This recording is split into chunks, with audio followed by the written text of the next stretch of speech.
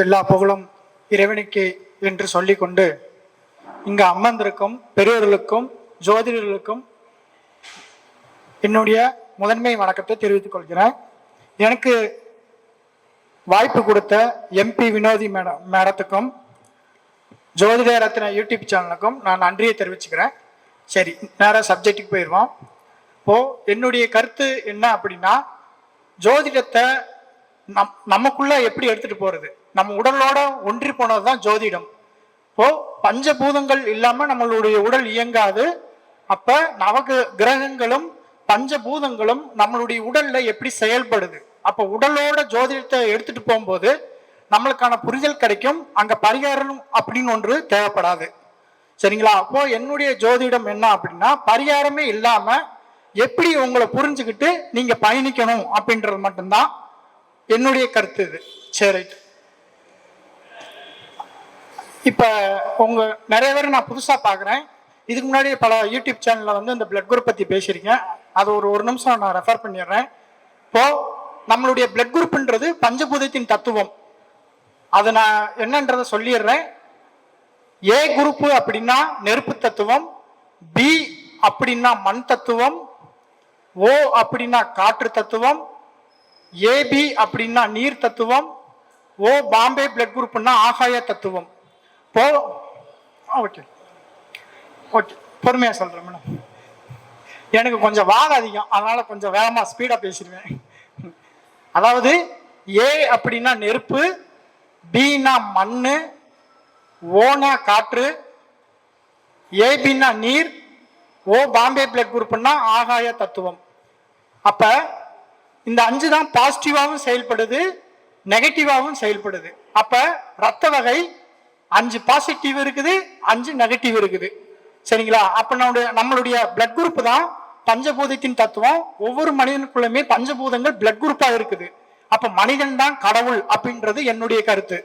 சரிங்களா? வெளியில கடவுளை தேட வேண்டியதில்லை, மனிதனுக்குள்ளே கடவுள் இருக்கிறாங்கன்றதா என்னுடைய கருத்து. சரி. இப்ப நிறைய பேர் ஒரே டைம் தான் பிறந்தாங்க, ஒரே நாள்ல தான் பிறந்தாங்க. ஆனா ஒரே கர்ம வினையா தானே இருக்கணும், ஏன் மாறுபடுது அப்படின்னு கேட்டாங்கன்னா, இது ஏன் ஜோதிடத்தை சொல்றேன் அப்படின்னா, நீங்க நம்ம சில பேர்த்துக்கு கொஞ்சம் விளக்கமா சொல்ல வேண்டியது இருக்குது. அதாவது அவங்க உடம்புக்குள்ள வாழ்ற பஞ்சபூதத்தின் தத்துவம் வேறு அப்படின்னு நம்ம சொல்லணும். அப்ப பிளட் குரூப் வெவ்வேறு. ஒரு குழந்தை ஒரே டயத்துல 10 குழந்தை பிறக்குது அப்படின்னா நிறைய பேர் கேட்பாங்க, கொஞ்சம் அறிவாளியா இருக்கிறவங்கள கொஞ்சம் என்ன கேட்பாங்கன்னா, ஒரு டயத்துல ஒரே டைம் தான், ஒரே நாள் தான், ஆனா 10 குழந்தை ஒன்னா பிறந்த ஒன்னா தானே கர்ம வினை செயல்படணும் அப்படின்னு கேட்பாங்க. இந்த இடத்துலதான் நம்ம ட்விஸ்டா வைக்கணும். அப்ப அவங்களுடைய பிளட் குரூப் வேற வேற, அப்ப அவங்க உடம்புக்குள்ள வாழ்ற பஞ்சபூதத்தின் தத்துவம் வேற வேற, அப்ப கர்ம வினை வேறுபடும். சரிங்களா? அப்ப இதெல்லாம் நம்ம கொஞ்சம் அவங்களுக்கு எடுத்து சொல்லணும். இப்போ இது நம்ம கொஞ்சம் என்னுடைய கருத்து கொஞ்சம் டீப்பா இருக்கும், கொஞ்சம் நான் உங்களுக்கு முடிஞ்ச அளவு மேலோட்டமா நான் சொல்றேன். சரிங்களா? சரிட்டு. அப்ப நம்மளுடைய ரத்த வகை தான் நம்மளுடைய தத்துவம். இதுக்குள்ளதான் பஞ்சபூதங்கள் இருக்குது, நம்மளுடைய பயணங்கள் இருக்குது. சரி, எப்படி செயல்படுதுன்னு பாருங்க. நம்மளுடைய உடலும் ஆன்மாவும் இப்ப இரவு வருது. இரவு வரும்போது நம்ம உடல் சனிபவன் கூட மாத்திக்குது. இந்த உடலுக்கும் சனிபவனுக்குள்ளதான் நம்ம ஆன்மாவுக்கும் இடையில தான் நம்ம வாழ்ந்துட்டு இருக்கோம். இரவு வரும்போது உடல் நம்ம படுத்துடுறோம், உடல் வீட்டுக்குள்ளதான் இருக்குது, ஆன்மா வெளியே போயிருது. பகல்ல பாருங்க, ஆன்மா உள்ள வந்துருது, உடல் வெளியே போயிருது. சரிங்களா? அப்ப உடல் அப்படின்றது சனி பகவான். இந்த உடல் யார் கண்ட்ரோல் இருக்குன்னா சந்திரன்ற கண்ட்ரோல் இருக்குது. அதனாலதான் இரவுல சந்திரன் பளிச்சென்று இருக்குது. அப்ப சனி பகவானும் சந்திரனும் சேர்ந்தது உடல். சரிங்களா? நெருப்புன்றது ஆன்மா சக்தி. சரிங்களா? இதுக்கு மட்டும்தான் அழிவு இல்லை, ஆனா உடலுக்கு அழிவு உண்டு. சரி, இது இந்த தத்துவத்தை நான் அப்படியே உங்களுக்கு விரிவா உங்களுக்கு சொல்றேன். இத பிரம்மஹத்தி தோஷம். இப்ப எப்படி பிரம்மஹத்தி தோஷத்தை நம்ம எப்படி சொல்றோம் அப்படின்னா, நம்ம இது உடலோட ஒத்தி பார்க்கணும். பிரம்மம் அப்படின்னா காற்றுன்னு அர்த்தம், ஹத்தி அப்படின்னா உடல்னு அர்த்தம். இந்த காற்றை ரிசீவ் பண்ணிக்கிட்டு இந்த உடல் நல்லது பண்ணா பிரச்சனை இல்லை, எந்த தவறு பண்ணுதோ அதுக்கு தோஷம் வந்துடும். சரிங்களா? இதுதான் பிரம்மஹத்தி தோஷம். காற்றை சுவாசிக்கிறோம், இந்த உடல் தான் அதை ரிசீவ் பண்ணுது. இதை வந்து நல்ல செயலா, இந்த எனர்ஜி வச்சுட்டு ஒரு நல்ல செயல் செஞ்சா அது நம்மளுக்கு பிளஸ் அமையும். இதை வச்சு தீய செயலை செய்யும் போது, கொலை கொள்ளை கற்பழிப்பு இதெல்லாம் பண்றவங்களுக்கு தோஷம் வந்துடும். இததான் நம்ம பிரம்மஹத்தி தோஷம். அப்ப உடலுக்கு ஆணவம் வந்துடக்கூடாதுன்றதான் சிவன் பிரம்மாவின் ஒரு தலையை வெட்டினார். சரிங்களா? அப்ப இந்த உடலுக்கு ஆணவம் இருக்கக்கூடாதுன்றதான் இந்த தத்துவம். சரிங்களா? அப்ப இந்த ஒரு தலையை வெட்டிடுறாரு. அப்ப உடல் 4 தத்துவத்துல இயங்கணும். அப்ப அப்ப நம்மளுடைய காட்டுல 4 அறைகள் தான் இருக்குது, 5வது அறை கிடையாது. அப்ப ஒரு தத்துவத்தை வெட்டிடுறாரு. அப்ப இந்த உடல் 4 அறையில தான் இயங்கணும். சரிங்களா? அப்ப அதனாலதான் காற்றுல 4 அறை என்று சொல்லப்படுது. சரிங்களா? அந்த தத்துவத்துல நம்ம இந்த உடல் அந்த 4 அறைக்குள்ளதான் இயங்குது. அப்ப 5வது தத்துவம் எங்க இருக்குதுன்னா அது ஆகாயத்துல இருக்குது. சரிங்களா? அப்ப இந்த 5வது தத்துவத்துலதான் நம்ம வந்து அறிய வேண்டியது புரிய வேண்டியது எல்லாமே இந்த 5வது தத்துவத்துலதான் இருக்குது. அப்படி இதைதான் நம்ம உணரணும். இந்த உடல் எதை உணரணும்? ஆன்மாவை உணரணும். சரிங்களா? அப்ப ஆன்மாவை உணராம நம்ம 4 தத்துவத்துக்குள்ளேயே இந்த மனசு எண்ணங்களோடு வாழ்ந்துகிட்டு இருக்குது. சரி, இதுதான் பிரம்மகத்தி தோஷம். சரி, இந்த பிரம்மகத்தி தோஷத்தை கடவுள் உண்மையிலே நீக்கினாரா இல்லையா அப்படின்றத நம்மளுக்கான விளக்கம். சரி, இப்ப இந்த பூமிக்கு ஆயுஷ் காலம் அதிகம், மனிதனுக்கு அப்படி கிடையாது. பிறக்கிறோம், திரும்ப சாகிறோம், பிறக்கிறோம், சாகிறோம். அப்ப நம்ம தோஷத்தை நீக்கிட்டோம்னு நம்மளே நம்புறோம். அந்த தத்துவம் பூமிக்கு கிடையாது. ஏன்னா பூமிக்கு இன்னும் வருஷம் இருக்குது அது அழியறதுக்கு. அதாவது 3 மடங்கு நீரா இருக்குது, 1 மடங்கு மண் தத்துவமா இருக்குது.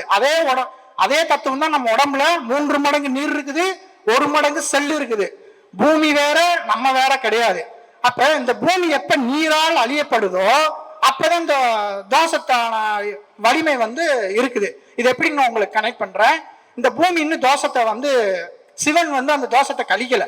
எப்படி அப்படின்னா, இப்ப பிரம்மா சிவனை கொஞ்சம் கொஞ்சமா அழிச்சிட்டே வராரு. நல்லா புரிஞ்சுக்கணும். இந்த மண் தத்துவம் இருக்கிற வரைக்கும் தான் சிவனுக்கு இங்க இந்த பூமியில வேலை. மண்ணுன்னு ஒண்ணு இருக்க போய் தான் நெருப்பு சக்தியை அது ஈர்த்துக்குது. திரும்ப கார்பன்ற அந்த எரிபொருள் சக்தியை சூரியனுக்கு அனுப்புது. அதனாலதான் சூரியன் என்ன பண்ணுது? வெளிச்சமா நெருப்பா இருக்குது. இல்லைன்னா நெருப்பா இருக்கிற தத்துவம் சூரியனுக்கு கிடையாது. சரிங்களா? அப்ப இப்ப பிரம்மா என்ன பண்றாரு? மறைமுகமா மண்ணை நீராக்கி இப்ப இந்த மண்ணை கொஞ்சம் கொஞ்சமா அழிச்சிட்டு வந்து 3 மடங்கு மண் தத்துவமா இருக்கும்போது சிவன் பலமா இருந்தாரு. இப்ப ஆன்மம் பலவீனமாயி போச்சு, நீர்த்தன்மை பலம் அதிகமாயி போச்சு. அப்ப நீர்த்தன்மைன்றது யாரு? பெண். சரிங்களா? பெண் அப்படின்றதான் சந்திரன். சரிங்களா? அப்ப கொஞ்சம் கொஞ்சமா அவர் என்ன பண்றாரு? பழி வாங்கிட்டே வராரு. யாரு? பிரம்மா. அப்ப சூரியனை அவர் இன்னும் தன்னுடைய கர்மாவை என்ன பண்ண முடியல, அழிக்க. ஒரு தப்பு செஞ்சுட்டா அதுக்கு தண்டனை அனுபவிச்சு ஆகணும், அதுக்கு தீர்வு அனுபவிக்கணும், அவ்வளவுதான். இது வந்து தோசை கழிக்கிறதோ அதை இது பண்றது அது அந்த தத்துவம் கிடையாது. ஒன்ஸ் கொடுத்துட்டா அதை நம்ம வாங்கி ஆகணும். கொடுக்கல் வாங்கல் தான் இந்த பூமி, மைனஸும் பிளஸும். அதுதான் ஆன்மா இயங்குது. சரி, இப்ப இந்த நீரானது எப்ப இந்த 1 மடங்கு மண்ணை அழிக்குதோ அப்ப சிவன் தத்துவம் குறைஞ்சிரும். அவ்வளவுதான். இந்த பூமியில நெருப்பு தத்துவம் ஆன்மான்னு ஒண்ணு இங்க இயங்காது, உயிரினங்கள் வாழாது, அவ்வளவுதான். பூமி வேற தத்துவத்துக்கு போயிடும்.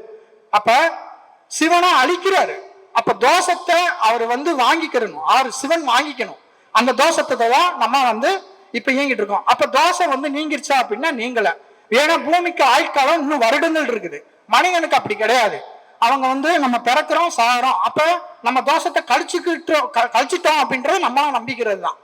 அப்ப தோஷத்தை ஒருத்தங்க கழிக்க முடியுமானா கழிக்க முடியாது. இப்போ ஒன்ஸ் கொடுத்துட்டா அதை நம்ம ரிட்டர்ன் வாங்கி ஆகணும். அது பேச்சா இருந்தாலும் சரி, நம்ம செயலா இருந்தாலும் சரி, எதுவா இருந்தாலும் கொடுத்துட்டா அதை நம்ம ரிசீவ் பண்ணி ஆகணுன்றதா இயற்கையோட தத்துவம். சரி, ரைட். இது ஒரு தத்துவம். இதுதான் பிரம்மகத்தி தோஷம் அப்படின்றது நம்ம சொல்லக்கூடியது. சரி, 2வது வந்து நம்ம வந்து உயிர் அதை சுமக்கிறது யாருன்னா ஆண், உடலை சுமக்கிறது பெண். இப்ப நல்லா கவனிங்க. இந்த பூமிக்குள்ள இப்ப நம்ம ஜாதகம்லாம் எப்படி கனெக்ட் ஆகுதுன்றத உங்களுக்கு நான் சொல்றேன். உயிரை சுமக்கிறது ஆண். ஆண் தான் உயிரணுவை சுமக்கிறாங்க. ஆணுன்னு ஒரு தத்துவம் இல்லைன்னா உயிரணு கிடையாது. பெண் அப்படி இல்லைன்னா கருமுட்டை கிடையாது. உடலை வளர்க்கிற தன்மை அவங்க கிட்ட இருக்குது, உயிரை வளர்க்கிற தன்மை இவங்க கிட்ட இருக்குது. அதனாலதான் ஆண் தான் எதை கடத்துறாரு? ஜீனை கடத்துறாரு. ஒரு ஆண் பையன் வீட்டுல பிறக்கும் போது தன்னுடைய கர்மா பயணிக்குது, மாறி மாறி பயணிக்க. காரணம் என்னன்னா உயிருக்கு அழிவு இல்லை. சரிங்களா? உடலுக்கு அழிவு உண்டு. அப்ப பெண் உடலை வளர்க்குறாங்க. அது எப்பனாலும் அழிஞ்சிரும். ஆனா ஆண் உயிரை வளர்க்குறாங்க, உயிருக்கு அழிவு கிடையாது. அதனாலதான் ஒரு வீட்டுல ஆண் குழந்தை பிறக்கும் போது அந்த ஜீன் கடத்தப்படுது. இதுதான் பித்ரு தோஷம். இதான் நம்ம பித்ரு தோஷம் நம்ம சொல்றோம். அப்ப பெண்ணுக்கு அப்படி கிடையாது. அப்ப ஒரு வீட்டுல பெண் பிறந்துட்டாங்க, அப்ப நம்மளுடைய ஜீனை கடத்துற தன்மை இவங்களுக்கு இயற்கையாக கிடையாது. ஏன்னா உயிரை சுமக்கிற தன்மை இவங்களுக்கு கிடையாது, உடலை சுமக்கிற தன்மை மட்டும்தான் இருக்குது. அப்ப ஒரு வீட்டுல ஒரு பெண் குழந்தை மட்டும் பிறக்குது அவருக்கு அப்படின்னா ஜீனை கடத்தக்கூடிய தன்மை இல்லை. அப்ப இவருடைய கர்மாவை கடத்துறதுக்கான தன்மை கிடையாது. அப்ப இவருடைய கர்மா இவரோட முடிஞ்சிருன்றதான் இயற்கையுடைய தத்துவம். சரி, அப்ப இது எப்படி பெண்களுக்கு இப்படி எப்படி ஜாதகத்துல நம்ம எப்படி கனெக்ட் பண்றோம்னா, அப்ப சந்திர வீட்டுல குரு உச்சம். குருவை நம்ம என்ன சொல்றோம், கருமுட்டை அப்படின்னு சொல்லி சொல்றோம். சரிங்களா? அப்ப குருன்றவர் தான் எனர்ஜி. அப்ப ஹார்ட் இயங்கணும்னா அங்க எனர்ஜின்னு ஒண்ணு வேணும். அதாவது சூரியன் யூனிவர்சல், அவர் காற்று கூட கனெக்ட் ஆகிடுறாரு. காற்றுன்றது ஓ குரூப், ஓ குரூப்ன்றது யூனிவர்சல், ஏபி பிளட் குரூப்ன்றது ரெசிபியன்ட். ஓ அதாவது ஓ குரூப்பாரு, ஏபி ரிசீவ் பண்ணிக்குவாரு. சரிங்களா? அப்ப நம்மளுக்கு நல்லது கெட்டத எது உள்வாங்கி கொடுக்குதுன்னா குரு தான். சரிங்களா? அப்ப நம்மளுடைய உயிரணுவை நம்ம பெண்ணுக்கு கொடுத்துட்டோம், அவங்க அதை உடலை வளர்க்குறாங்க. உயிர் கொடுக்கிறது நம்மளுடைய வேலை. அப்ப அந்த உயிரை எந்த தன்மையில கொடுக்கணுன்றது நம்ம கிட்ட இருக்குது. அப்ப எண்ணங்களாலும் செயலாலும் நல்ல தன்மையா உயிரை கொடுக்கணும். அவங்க எண்ணங்களாலும் உணவுகளாலும் உடலை வளர்க்கணும். இந்த ரெண்டும் சேரும் போதுதான் அது நல்ல விதமான உடலும் நல்ல விதமான ஆன்மாவாகவும் வளரும். சரிங்களா? இங்க ரெண்டுல எது முரண்பட்டாலும் இங்க பிரச்சனைகள் வரும். சரிங்களா? அப்ப இந்த தன்மை இயற்கையாவே யாரு கொடுத்திருக்காங்கன்னா இயற்கை கொடுத்திருக்கு. அதனாலதான் செவ்வாய் வீட்டுல சந்திரன் நீசம், சந்திரன் வீட்டுல செவ்வாய் நீசம். பெண் அவங்களுக்கு செவ்வாய் உச்சம் அடைஞ்சா அவங்க ஆண் தன்மை ஆயிடுவாங்க. அவங்க குழந்தைய வளர்க்க முடியாது. அதனாலதான் இயற்கை என்ன பண்ணுது, தன்னுடைய ஆர்பிசி செல்ஸ் அதிகமாச்சுன்னா அவங்களுக்கு நெருப்பு தத்துவம் அதிகமாயிரும் பெண்களுக்கு. ஏன்னா நீர்ன்றது குளிர்ச்சி, அதுதான் ஒரு உடலை வளர்க்கக்கூடிய தன்மை. சரிங்களா? அப்ப ஆட்டோமேட்டிக்கா செவ்வன்ற ரத்த போக்கு அவங்களுக்கு ஏன் போகுது மாசத்துக்கு ஒரு தடவை அப்படின்னா இதுதான் ரீசன். சரிங்களா? அப்ப இந்த ஜாதகத்தை ஜோதிடத்தை நம்ம உடலோடு எப்படி எடுத்துட்டு போகணுன்றதான் நம்மளுடைய கான்செப்டா இருக்கணும். அப்ப செவ்வாய் வீட்டுல சந்திரன் நீசம் அடையுது, அது எரிபொருள் வீடு. சரிங்களா? சந்திரன்றது நீர், இது எரிபொருள், ரெண்டும் ஒட்டாது. சரிங்களா? சந்திரன்றது எரிபொருள் ஆச்சுன்னு என்ன பண்ண முடியாது, உடலை வளர்க்க முடியாது. இப்போ இதுதான் இயற்கையோட தத்துவம். அப்ப இப்படிதான் இருக்குது. அப்ப சூரியன் என்ன பண்றாரு, தன்னுடைய கார்பன்ற இந்த பூமியிலிருந்து இரவுல போகக்கூடிய இந்த கார்பன்ற கர்ம வினையை அவர் உள்வாங்கிக்கிறாரு. சந்திரன் மூலமா திரும்ப அதை ரெஃப்ளெக்ட் பண்றாரு. இதுதான் மறுபிறப்பு. சந்திரன் மூலமா தான் திரும்ப இந்த பூமிக்கு நம்ம பிறப்பெடுக்கிறோம். இதுக்குதான் சூரியனுக்கு ஒரு நட்சத்திரம், ஒரு 13 நட்சத்திரம், சந்திரனுக்கு ஒரு 14 நட்சத்திரம் பிரிச்சு வச்சிருக்கிறாங்க. அப்ப சந்திரன் நட்சத்திரத்துல ஒருத்தர் இறந்துட்டாங்கன்னா திரும்ப இந்த பூமியில பிறப்பாங்க. சூரிய நட்சத்திரத்துல இறந்தாங்கன்னா திரும்ப சூரியன்ட்டு போவாங்கன்னு ஏன் பிரிச்சு வச்சிருக்கிறாங்கன்னா இந்த தத்துவத்துல தான் இருக்குது. அப்ப இததான் நம்ம சிவனை என்ன சொல்றோம், திருநீலகண்டன். அதனாலதான் அவர் நீல நிறத்துல இருக்கிறாரு. இந்த கடல்ல நம்ம கடைஞ்ச கதையெல்லாம் படிச்சிருப்போம். சரிங்களா? அது ஒண்ணும் இல்ல, எரிபொருள் அவர் எடுத்துக்கிறாரு. சிவன் எடுத்துக்கிட்டு நம்மளுக்கு சுத்தமான நீரையும் காற்றையும் கொடுக்கிறாரு. சரிங்களா? அப்ப எரிபொருள் அவர் எரிபொருள் என்னன்றது விஷம். சரிங்களா? ஆனா நம்ம இன்னைக்கு எரிபொருள் தான் நம்ம எல்லாமே பயணிச்சுக்கிட்டு இருக்கோம். சரிங்களா? அப்ப எரிபொருள் அப்படின்றது ஒரு விஷம். இதை சிவன் உள்வாங்கிக்கிட்டு நம்மளுக்கு ஆக்சிஜனை கொடுக்கும் போது நம்ம இதை உள்வாங்கிட்டு பயணிச்சுக்கிட்டு கிடக்கும். சரிங்களா? அப்ப எரிபொருள் என்னது, இன்னைக்கு நான் சாப்பிட்றேன், அது எனக்கு ஒரு எண்ணமா இருக்குது, ஒரு செயலா இருக்குது. இந்த எரிபொருள் ஒரு செயலை செஞ்சு திரும்ப போய் எனக்கே தெரியாம ஒரு ஆற்றலா செயல்பட்டு அப்படி இருக்குது. நான் இறந்த அப்புறம் என்னுடைய ஆர்பி செல்ஸ்ல இத்தனை வருஷம் நான் என்னவா பதிவு பண்ணி வச்சிருந்தனோ அதை அப்படியே பயணிச்சு சிவன் கிட்ட போகுது. சிவன் அதை உள்வாங்கிக்கிட்டு திரும்ப என்னை பிறப்படுத்து நான் இந்த ஜென்மத்தில் எதை செஞ்சனோ அதை ரெஃப்ளெக்ட் பண்ணிக்கிட்டே இருக்கிறார். சரிங்களா? அப்ப இதுதான் மறுபிறப்பு. அப்ப யூனிவர்சலுக்கும் ரெசிபியன்ட்டுக்கும் கொடுப்பவருக்கும் வாங்கி கொள்பவருக்கு தான் இங்க வேலையே இந்த பூமியில. அப்ப எனக்கு மறுபிறப்புன்னு ஒண்ணு வேணும்னா இந்த பூமி மேல எந்த ஆசையும் இருக்கக்கூடாது. இந்த பூமி மேல ஆசை இருக்க போய் தான் நம்மளுக்கு மறுபிறப்புன்னு ஒண்ணு சந்திரன் மூலமா நம்ம பிறப்பெடுத்துக்கிட்டே இருக்கும். அப்ப நம்மளுக்கு மறுபிறப்பு வேணாம் அப்படின்னா இந்த பூமியில இருக்கிற ஆசை பாசைகள் எல்லாம் நம்ம விடணும். இதுதான் சித்தர்கள் இருக்கிற ஒரு கான்செப்ட். இதுதான் குருநிலை. சரிங்களா? எப்ப இந்த ஆசை இந்த உடல் ஃபுல்லா விடுதோ அப்பதான் நம்மளுடைய மறுபிறப்பு இல்லாம நம்ம காற்ற பயணிக்க முடிய ஒரு தன்மையா இருக்குது. சரி, ரைட்டு. இப்படி ஒரு தன்மை இருக்குது. சரி, அடுத்து பிளட் குரூப்பை பத்தியும் சொல்லிட்டேன், இதை பத்தியும் சொல்லிட்டேன். சரிங்களா? அப்ப நம்மளுடைய ஜோதிடம் நம்ம உடலோடு நம்ம பயணிக்கும் போது நம்மளுக்கு எந்த ஒரு பரிகாரம் தேவையில்லை. ஏன் அப்படின்னா நம்மளுக்கு அது கூட பயணிக்கும் போது அதுல இருக்கிற பிளஸும் மைனஸும் நம்மளுக்கு தெரிஞ்சிடும். சரி, இது ஒரு டாபிக். ரெண்டாவது, நம்ம நான் ஆல்ரெடி இதை பத்தி சொல்லியிருக்கேன். லக்னம் ஜாதகத்துல நம்ம பிறக்கும்போது ஒரு லக்னத்தை எடுக்கிறோம். அதே மாதிரி காலபுருஷ தத்துவத்து பிறகு ஒரு லக்னம் எடுக்கிறோம். இந்த பூமி பிறக்கும் போது ஒரு அதுதான் காலபுருஷ தத்துவம். இந்த பூமி பிறக்கும் போது காலபுருஷ தத்துவம். நம்ம இந்த பூமியில சாகரம் பிறக்கிறோம். அப்ப பிறக்கும்போது ஒரு லக்னம். இதை நம்ம ஒரு தனியா வச்சிருவோம். நான் எப்படி கொஞ்சம் ஜோதிடத்தை கொஞ்சம் வித்தியாசமா பார்க்கக்கூடிய ஆளு. அதாவது 3வது லக்னமும் ஒண்ணு இருக்குது. துலாம் வீட்டுல கேது எங்க ஆரம்பிக்குது? மேசத்துல. ராகு எங்க ஆரம்பிக்குது? துலாம்ல. இதுதான் தெராஸ். இங்கிட்டு 7, இங்கிட்டு 7. அப்ப 7ன்ற ரகசியம் தான் எல்லாமே. 7 சக்கராக்கள், 7 அதிசயங்கள், 7 சப்தஸ்வரங்கள், 7 அப்படின்ற போது 7வது ஸ்தானத்துலதான் நம்ம சிவனையும் பார்க்க முடியும், சிவனையும் அழிக்க முடியும். இதுல இந்த தத்துவம் இருக்குது. அப்ப சுக்கிரன் வீட்டுல சூரியன் நீசம், அதே லக்ன புள்ளியில மேல சூரியன் உச்சம். சரிங்களா? அப்ப இது என்ன தத்துவத்தை சொல்ல வருது அப்படின்னா, நம்ம லக்னத்தை ஒரு உடல் இந்த சமூகத்துல பிறக்கும் போது ஒரு லக்னம், அது சுக்கிரனை எடுக்கணும், துலாமை எடுக்கணும்.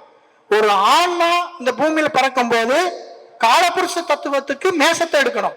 இதுக்கு நடுவுல நம்ம ஒரு லக்னம் எடுக்கிறோம். சரிங்களா? அப்ப ஒரு பிளக் வேணும் அப்படின்னா அதுக்கு 3 ஹோல் வேணும். சரிங்களா? அந்த 3 ஹோல் இருந்தாதான் ஹெவியான ஒரு மிஷினை நம்ம இயக்க முடியும். சரிங்களா?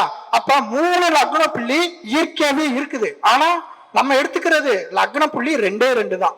சரிங்களா? அப்ப துலா வீட்டுல ராகுன்ற ஒரு எடுத்திருக்கிறாரு, அதுல கேதுன்னு ஒருத்தர் இருக்கிறாரு, தடை பண்ணக்கூடியவர், ராகுன்ற தூண்டக்கூடியவர். சரிங்களா? இப்ப 2ம் தராஸ். சரிங்களா? ஒரு கல் வைக்கிறீங்க, கல்லுன்றது கேது, பொருள் வைக்கிறீங்க, பொருள்ன்றது ராகு. சரிங்களா? மையப்புள்ளியா இருக்கிறது யாரு? தராசு. அதுதான் சனி பகவான். சனி பகவானும் சூரிய பகவான் தான் மையப்புள்ளிங்க. சரிங்களா? இப்போ இந்த தத்துவத்தில் தான் நம்ம ஜோதிடத்தை நம்ம அணுகுமுறையா பார்க்கணும். இதுல நிறைய தத்துவங்கள் இருக்கு. இது கொஞ்சம் ஆழமா நம்ம யோசிச்சோம்னா நம்ம உடலோட பயணிக்கணும். சரி, ரைட். அடுத்து புதனும் ஒரு சின்ன டிப்ஸ் நான் மெடிக்கல் ரீதியா சொல்றேன். புதன் கூட சனி பகவான் சேர்ந்து இருக்கிறாரு. இப்ப நம்மளுக்கு உடல் ரீதியா அவர் எந்த கட்டத்துல இருக்கிறாரோ அந்த கட்டத்துக்கு தகுந்த மாதிரி நம்மளுக்கு தாக்கம் இருக்கும், உடல் ரீதியா நோய் வரும். அப்ப புதன் அப்படின்றவர் ஆக்சிஜன். சரிங்களா? காற்று தத்துவம். சனி பகவான்றவர் கார்பனுக்குள்ள தத்துவம். சரிங்களா? இவர் இருள மட்டும் தான் காற்றை வெளியிடுவாரு, புதன் பகல்ல வெளியிடுவாரு. சரிங்களா? அப்ப குரு வீட்டுல புதன் நீசம். அப்ப பகல்ல சூரியன் ஐஸ் கட்டி உருகி வரக்கூடிய அலையிலிருந்து நம்ம ஆக்சிஜன் கிடைக்குது. அப்ப கடல்ல எது நீசமாகுது? காற்று நீசமாகுது. அந்த காற்று தான் புதன். அப்ப குரு வீட்டுல புதன் நீசம், அவர் பகல்ல நம்மளுக்கு ஆக்சிஜனை கொடுக்குறாரு. அப்ப புதன்றவர் செடி கொடி மரங்கள், பகல்ல நம்மளுக்கு ஆக்சிஜனை கொடுக்குது. சரிங்களா? அப்ப சனின்றவர் இரவுல நம்மளுக்கு எதை கொடுக்குறாரு? கார்பனை கொடுக்குறாரு. இப்ப இந்த 2 கிரகங்கள் ஒண்ணு சேர்ந்து ஒரு இடத்துல உட்கார்ந்துருக்கு அப்படின்னா அந்த இடத்துக்கு ஆக்சிஜன் போறதை தடை பண்ணுவார். அப்ப அதனால நமக்கு குடும்ப பிரச்சனை வரும், உடல் ரீதியான பிரச்சனைகள் வரும். அப்ப எதை நம்ம உணவை எடுத்துக்கணும்? பச்சை காய்கறிகள். புதன்னா பச்சை கொடியில விளையிறது, மரத்துல விளையிறது, பல காய்கறிகளா நம்ம உணவா எடுத்துக்கணும். அப்ப சனி பகவான் கூட புதன் சேர்ந்திருந்தால் நம்ம எது உணவா எடுத்துக்கணும்? கிரீன் சார்ந்த இயற்கை சார்ந்த உணவு எடுக்கணும். இதை மைண்ட்ல வச்சுக்கோங்க. சரிங்களா? அப்படி எடுக்கும் போது இந்த சனி பகவான் கர்ம வினையை கம்மி பண்ணி நம்மளுக்கு ஆக்சிஜன் கான்செப்டை அதிகப்படுத்தும் போது இந்த கர்ம வினையை வெளியேற்றிடும். சனி பகவான் கர்ம வினையை வெளியேற்றிடும். இதுதான் நார் சத்து. நம்ம இதுல நிறைய கொஞ்சம் டீப்பா வரும் மெடிக்கல்ல, உங்களுக்கு புரியுற மாதிரி சொல்லணும்னா போய் இதுதான் கான்செப்ட். சரிங்களா? போய் இந்த மாதிரி சின்ன சின்ன தத்துவத்தை நான் அடுத்தடுத்த மீட்டிங்ல உங்களுக்கு சொல்றேன். எனக்கு இந்த வாய்ப்பு கொடுத்ததுக்கு மேடத்துக்கு MP வினோதினி மேடத்துக்கும் எல்லோருக்கும் நான் நன்றி தெரிவிச்சுக்கிறேன். நன்றி, வணக்கம்.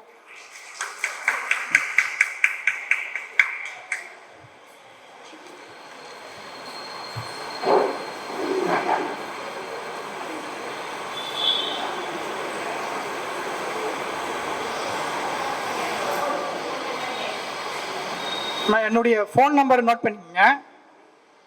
7639107007.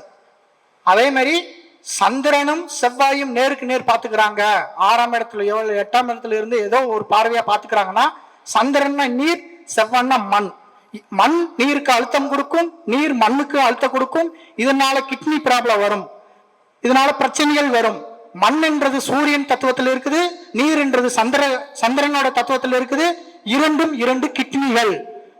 இது இரண்டும் ஏதாவது ஒண்ணு செயலிழந்தாலும் உடல் செயலிழந்துடும். அதுதான் பூமியோட தத்துவமும்.